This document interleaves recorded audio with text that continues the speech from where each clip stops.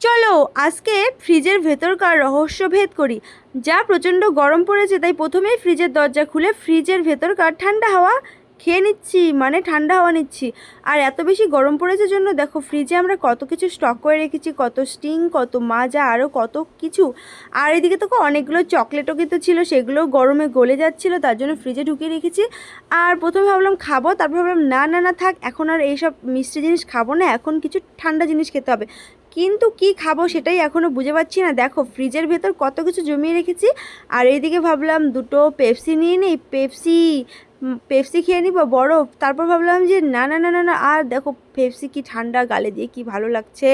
তারপর না, পেপসিটা খাবো না, তাহলে এখান থেকে আমি দই খাবো। এই দেখো হাঁড়িতে দই রাখা আছে, ঠান্ডা ঠান্ডা দই, এত গরমে মিষ্টি দইটাই খাবো। তারপর ভাবলাম না, আগে থাক, আগে জল খেয়ে নেই, আগে জল খেয়ে প্রাণটা বাঁচাই, ঠান্ডা জল রয়েছে, তারপর কিন্তু মিষ্টির হাঁড়িটা নিয়ে চলে যাব।